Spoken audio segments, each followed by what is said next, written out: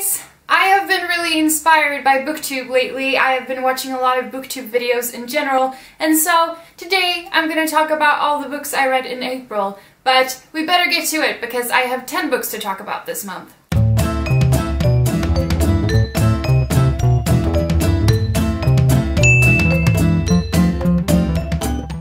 So it's been a really good reading month for me. I actually think I read more this month than I did of all of last year, which just proves how sad last year was for me reading-wise. The first book I read this month was Big Magic by Elizabeth Gilbert. This book inspired me so much that I actually went out and created my own book blog. I will leave a link to that in the description if you would like to check it out. It's a place where I talk about books nowadays. This is a non-fiction book where the author talks about creativity and how to use it in your daily life and how to use it in your projects and what you should think about your creativity, how you should treat it. I think that reading this gave me a lot of courage to be creative and to do creative things, but at the same time I'm not sure if I agree with Gilbert on creativity being some sort of spiritual, mystical being of itself that you have to treat very well for it to work. Like, I don't know, I'm not a very spiritual person, so I didn't quite agree with her there. But anyway, I gave it 3 out of 5 stars. The next book that I finished in April was The Graveyard Book by Neil Gaiman. I listened to this as an audiobook,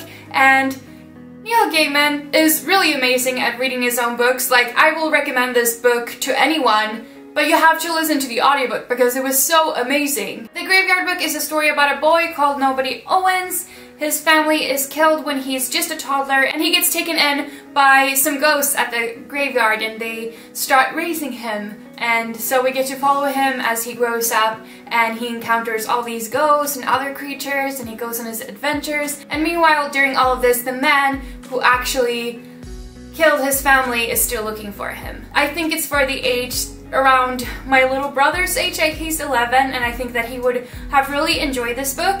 But I think that anyone can enjoy it, and if you do enjoy it, please enjoy the audiobook. I have said it twice, I will say it many times again. I loved this audiobook.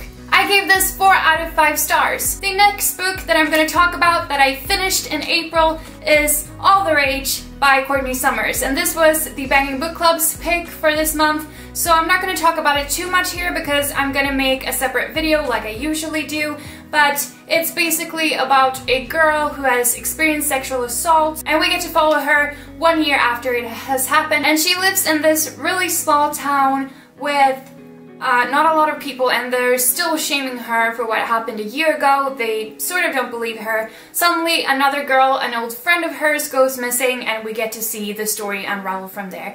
I thought it had a lot of emotions, and I'm going to talk about it more in depth in another video, but I gave this book 4 out of 5 stars, and I would recommend it to anyone. Then I'm also doing the Rory Gilmore Reading Challenge together with my sister. The Rory Gilmore Reading Challenge is basically a challenge where you read all of the 300 plus books that Rory read in the Gilmore Girls series, and I love Gilmore Girls. I'm doing it together with my sister, and the first book that we started with was The Bell Jar by Sylvia Plath. This is a book that tells the story of Esther, who is a high-achieving, straight-A student who is currently at this internship at a magazine, and we get to see her finish off the internship and then sort of plummet down into mental illness, and she tries to kill herself and then ends up in a mental institution. So we get to follow her mental illness from her own perspective, and it's said that this book actually mirrors some of Sylvia Plath's own battle with mental illness, and it was just a really interesting book. We actually had a proper book discussion, my sister and I. We picked up book discussion questions, and I think that really helped put some good perspective on this book for me, but I just think that if you're dealing with mental illness yourself, this actually might be a classic that you would want to pick up. I gave this 4 out of 5 stars. Then I moved on to another audiobook, which was The Year of Yes by Shonda Rhimes. Shonda Rhimes is the creator of television shows such as Grey's Anatomy, Scandal, and How to Get Away with Murder. This is a non-fiction book where she talks about her experiences during a year where she decided that she was gonna give up her social anxiety and just say yes to a whole bunch of things and say yes to being happy, basically. And she talks us through, or she guides us through all the ways in which she did this. And I thought it was a really encouraging and comforting book, and as someone who has dealt with a lot of anxiety herself, I thought it gave a lot of tips and tricks on realizing that, okay, the world isn't as scary as you think. If you just try to say yes once in a while, it's gonna make you happier. I think though that I would like to revisit this book when I'm a bit older, because Shonda is in her 40s and she talks a lot about motherhood and her experiences with her children, and I'm not quite there yet. So I would probably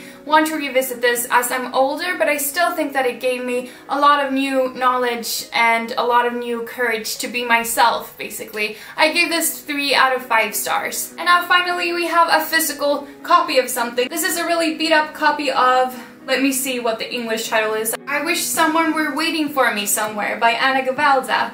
And I picked this up because someone had left it amongst a lot of books in our lobby in the house, and said that you could take it if you wanted to. And I've actually read Ensemble C'est Tout by Gavalda, and I wanted to read more about her, so I was a little bit intrigued. That's why I picked it up. It's really beat up. I think someone had a lot of nice times with this book. This is obviously the Swedish copy that I have right here with me. So this is basically a short story collection where you get to follow all of these different peoples during very brief moments of their life. I don't think that I can distinguish a single setting or feeling, besides the fact that all these stories are sort of like when you remember things from your past. You have these certain moments in your life that inspire change in some way, that changes you to becoming who you are, and I felt like each of these short stories were sort of like that. We get to follow this young woman who goes on a date and then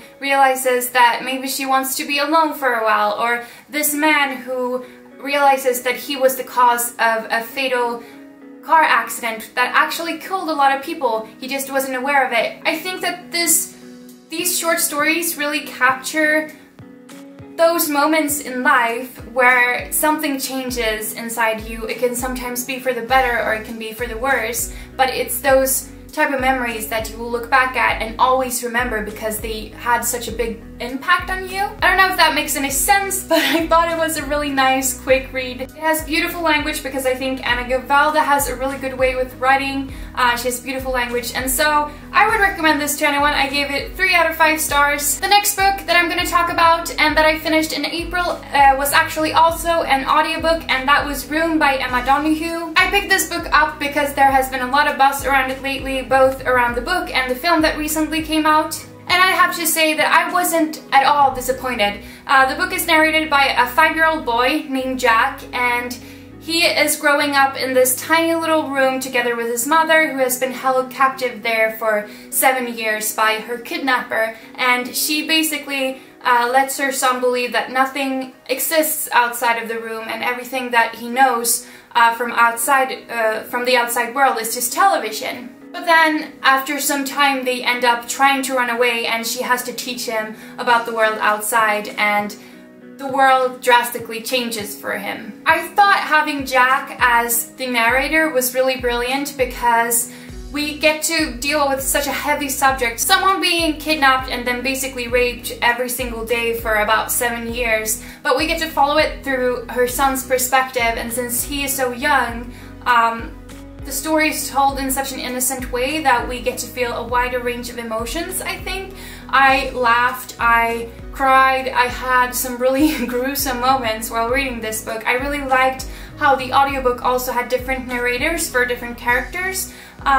So yeah, I was really impressed by it, and I'm definitely gonna check out the film. I gave it 4 out of 5 stars, and it's definitely one of those books that has stuck with me for the rest of the month and that I've been thinking back on. Now on to the 8th book that I finished this month, which is my absolute favorite, and that is So You've Been Publicly Shamed by Ronson. This is a non-fiction book where Ronson talks about shaming, and especially the kind of shaming that goes on through social media, such as Twitter or Facebook. He, for example, interviews this woman whose name I cannot remember, but basically what happened is she wrote a tweet that was rather racist, and then she gets on a plane. I think she was traveling to Africa. Someone finds this tweet and it gets retweeted and she gets publicly shamed. People are very mad at her for this and she gets fired from her job. And he interviews this woman amongst a lot of other people who has experienced sort of the same thing. and we get to see how even like after a year she still hasn't recovered from this. It definitely gave me a different perspective on shaming people online and what it can actually do to a person, and which you're not really aware of when you're home in front of your computer screen. I never really thought deeply about shame as a feeling before, which is interesting because after reading this book I realized that shame is such an integral part of your feelings of resentment towards people. If someone makes you feel ashamed, you definitely don't like that person anymore. And the most fascinating part of the book for me is where they talk about how shame can be linked to criminality and how a lot of like really heavy criminals actually experienced a lot of shame when they were young, and so they sort of shut up their emotions and then they went on to becoming killers. And I thought that was just really interesting, and it really made me reevaluate how you talk to people sometimes and how much devastation shame can actually do to a person, I guess.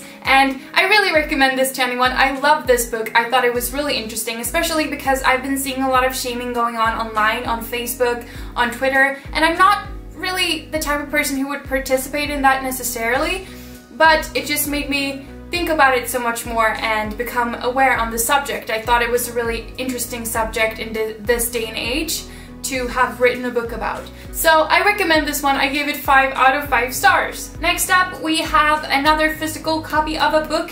This is a Swedish book and it's called Japan nu, Strömningar och Perspektiv, and it's edited by Linus Hagström and Moberg. It's a compilation of articles. I use this for a course that I'm currently taking on contemporary Japanese society. This is a compilation of articles by different authors that basically try to bring perspective on a lot of things that are happening in Japanese society. So there are chapters for example, economy, politics, activism, the Fukushima plant disaster, there's also one on culture, things like that. The one that I found most interesting, I would have to say, was the chapter on religion, because it talked about how Japanese people sometimes mix and match between religions. So they would, for example, get married according to the rituals of Shintoism, while they would get married according to the rituals of Buddhism. After reading this, I felt like it painted a rather depressing picture of Japanese culture, mainly because the Japanese economy is pretty interesting and the way that they're trying to solve it is also pretty interesting, and so I got rather depressed about the Japanese future after reading this, but I guess it will probably work out. This is just a small compilation of things. I wish it would have been slightly less negative, because I'm sure there are a lot of great things about Japan as well. But I guess that they're trying to bring perspective on a lot of things. I gave this 3 out of 5 stars, and I'm sorry that most of my viewers won't actually be able to read it. If you're Swedish, you might want to consider picking it up if you're interested in Japan. So the last book that I finished this month was Grace's Guide, The Art of Pretending to be a Grown-Up, I think, by Grace Helbig. And this was my least favorite book of the month. I listened to this as an audiobook, and I'm sure it would have been slightly more festive if I had picked up the physical copy, because I have seen a little bit of that online. The audiobook was not a good choice for this book, and I don't know. Basically, what this book is trying to do is give you advice on how to be a grown-up, and so she talks about different categories of things that you might want to know: how to handle job interviews, how to make adult friends, how to handle a hangover. But to be honest, the advice that she gave was sometimes too simple for me, like, oh, take an Advil when you have a headache from being hungover, or don't forget to bring your charger when you're going on a trip. These things are things that I felt like everyone already knew. I really enjoyed the parts of the books where Grace talked about herself and she talked about her own life, because I'm really interested in her as a person and I've been watching her YouTube channel for a while, but the book just didn't do very much for me. She narrated the audiobook herself and I didn't quite feel like she did herself very well in audiobook format. I've seen on Goodreads that it has pretty good ratings, so I guess that's maybe just me. I don't know. I gave it 2 out of 5 stars anyway, because I was a little bit disappointed. And those were all the books that I read this month. I'm sorry if the video was long. I had a lot of things to say about these books. Have you read any of these books? Or if not, what books did you read during this month? Please let me know down in the comments. I am very happy to have you around. I will see you soon. Bye!